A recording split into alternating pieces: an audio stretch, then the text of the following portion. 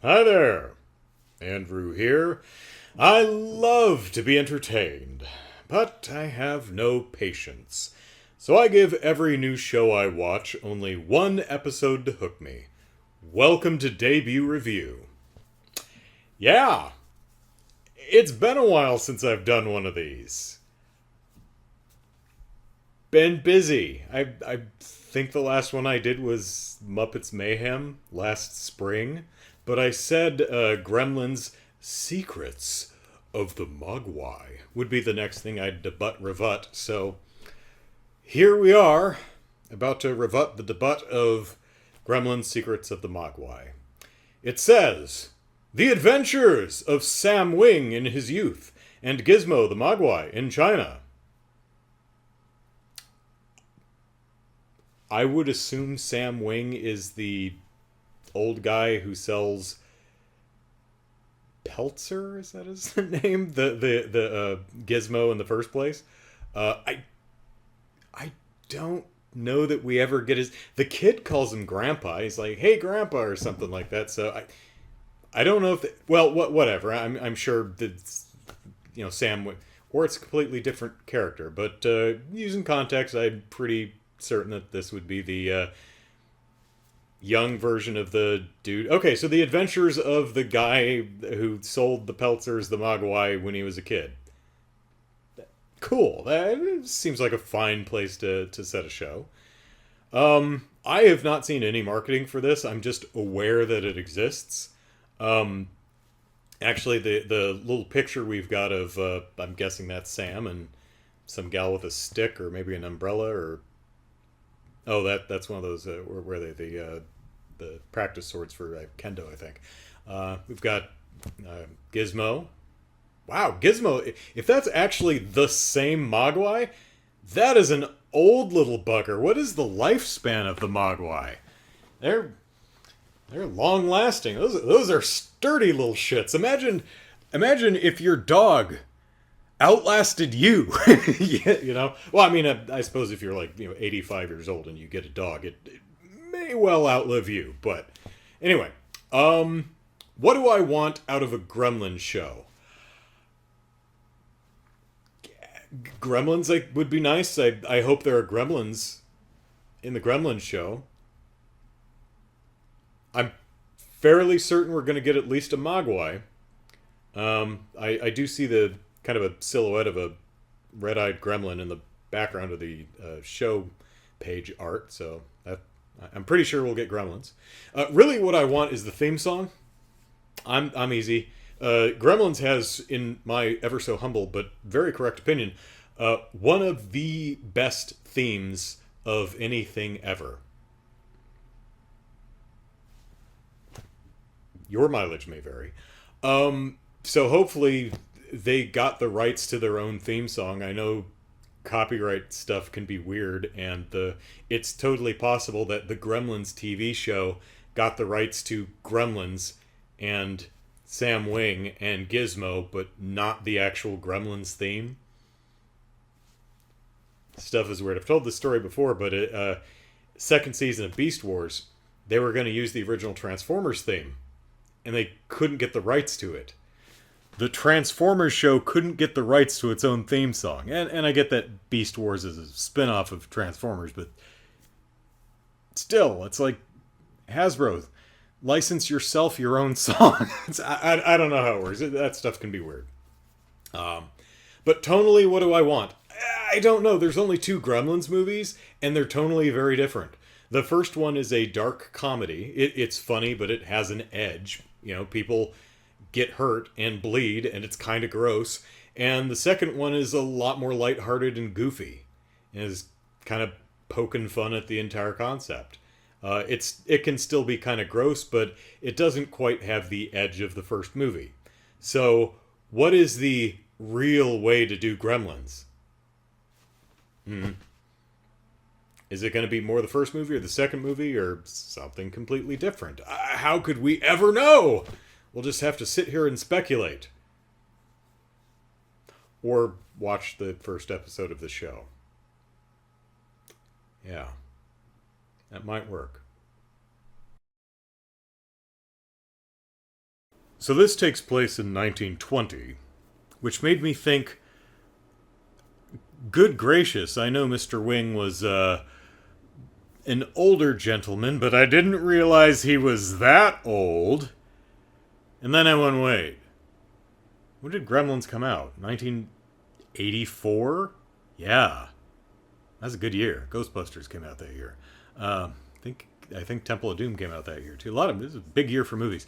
So okay, that timeline matches up, and reminds me of my own age and mortality.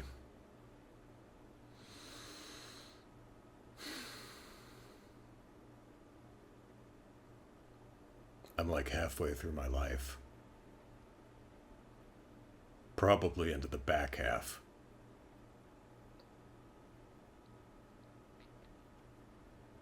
But you didn't come here to watch me contemplate my impending death. So, Gremlin Secrets of the Mogwai. The important question everyone wants to know is the theme song in it? Kind of, yes. There is a version, a remix of the original theatrical theme that is used for about 12 seconds during the very brief intro sequence and during the end credits, which is maybe 45-50 seconds. Maybe a little bit longer, maybe a minute.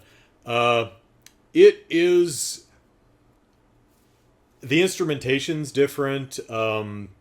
The actual rhythm is a little bit changed. The soundscape is not as full. It is, in my humble but ever correct opinion, a watered down version of the original. And like the Mogwai themselves, you don't get the theme wet! Get it? Watered down, wet. You get it. So, it's very okay. It's fine. I don't know. Yeah, it's a 23-minute cartoon, and I sat here and I watched it. I didn't have to pause it to let the feeling return to my feet. I, sat here for the entire 23 minutes, and my butt never once went numb. I didn't have to pause it and then call my sister, and it's 2 hours. It's 10:30, should be midnight 30 where she is, and rant about how upset this cartoon has made me. Because if cartoons for children aren't aimed at adults like me, what is this world coming to? Anyway, so let's see. The opening sequence is Gizmo, who is very old. Yeah, it's... Unless the Gizmo in the movies are Gizmo Jr. or the Third or something like that. But yeah, who knows what the lifespan of a Mogwai is. Gizmo is living happily in Smurf Village. Just the village of the Mogwai. And an eagle or some raptor attacks, and Gizmo gets carried off and then dropped somewhere else where a circus picks him up and then takes him to some town where our hero, young Sam Wing, lives with his parents, who that's voiced by BD Wong and Ming-Na Wen, so that's pretty cool. And Grandpa, who's voiced by James Hong, which... Come on, you've got the old, crotchety, eccentric Chinese man, and you're going to hire him? The most obvious choice you could possibly make. I approve because he's awesome. So, writing is pretty strong. The jokes are landing. The animation is good enough. The modeling, particularly environmental models, are very simplified. This is a animated show for a streaming service done on a budget, but so it's clearly doesn't have all the resources in the world, but for the resources it's given, it makes do. It's not offensive looking at all. It works just fine. So that entire opening sequence, I really, the only thing it really establishes is Gizmo doesn't want to get wet, which, if you're going into Gremlins, you probably know the rules. They tell you the rule. Well, they tell you rule number one in this, and he does go bright light twice. Oh, that's not Howie Mandel. In case you were wondering, not Howie Mandel doing Gizmo. Oh well.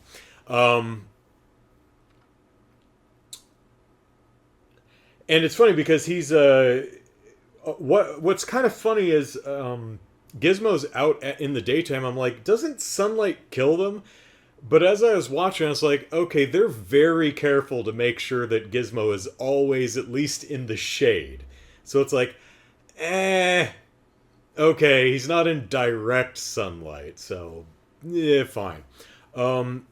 So young Sam and his grandfather go out on the town to buy groceries. They work in an apothecary, a medicine shop, and young Sam is learning the trade, and he and Grandpa are going out to buy medicines, and they visit a passing carnival, which is the one that picked up Gizmo. And honestly, I don't think we needed the opening. It's just this jackass traveling carnival ended up with the Mogwai, and Grandpa, who is and the crotchety old dude who's like, back in my day, adventure and magic and monsters and haha. It's like, yeah, Grandpa, chill, will you? And does this have the edge of the first movie? Not so far, but it also isn't doing the extreme silliness of the second movie. So, but they are. It is funny how Grandpa just drops the facade as soon as he sees the Mogwai and recognizes it for what it is. He's like, "Oh shoot! Oh, that's bad. Yeah, we need to drop what we're doing and get that thing, and then put on our hiking boots and go to the Jade Village or Smurf Village where the Mogwai live and return that, because these things are really dangerous and could be the end of civilization as we know it. They bad, yo." And the fact that he takes that really serious is like, oh, they serious, So I appreciate that. Another thing I appreciate is so that there's some competing interests. There's this gang of hoodlums that little kids that are pickpockets and stuff like that are employed by some obviously evil guy because his eyes glow green, and not to discriminate against those with glowing green eyes, but no, I'm going to discriminate against people with glowing green eyes. Y'all are evil. It's what the TV tells me. And it's never led me astray. So bad guy is trying to get the Mogwai probably to suck its soul juices to have ultimate power or something. I don't know. So Grandpa and the kid bring the Mogwai home, and he immediately spills water on it. And in the original movie, when Gizmo gets wet, he falls on his stomach and it's like, ow, oh, so much pain, it hurts. And, his back starts bubbling and boiling, and the new Mogwais pop out. In the movie, it's kind of disturbing because to see something that cute writhing in pain in a way that's actually kind of gross.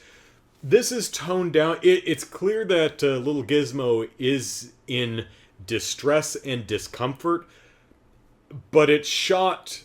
The camera angle is on Gizmo's face rather than on his back, so you can see how unsettling that is.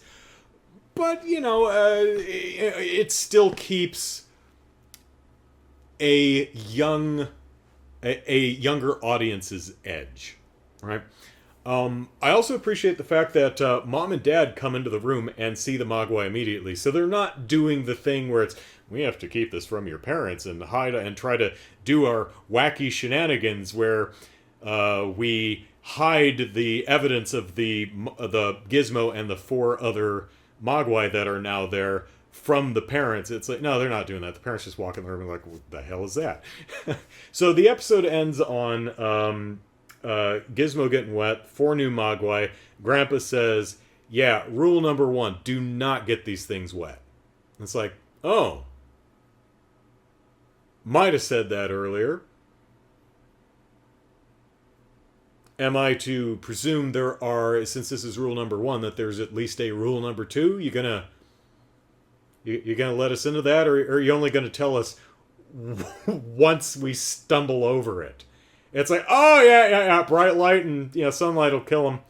Probably should have told you about that one. Well, that's all of them. And then they feed them after midnight and they turn into gremlins. Like, you know what? There's a third rule. Probably should have mentioned this earlier, but who knows? So that's where the episode ends. Will I watch episode 2? What time is it? I think I'll watch far enough to see some Gremlins. I would imagine we're probably going to end episode 2 with the new Mogwais eating after midnight and going into their gross little eggs, and maybe it'll end with it cracking and a claw coming out, and then the third episode will be the Gremlins running around. I just want to see how they handle the Gremlins. Will anyone be in any actual danger? Will people get hurt? I'm honestly not sure. So we'll have to see. Let's see. Anything else I want to talk about? No. So I think next debut review will be the X-Men 97 show, which should be debuting here in, I don't know, another week or two. So check that out. Until then, yeah, happy whatever day of the week it is. Bye.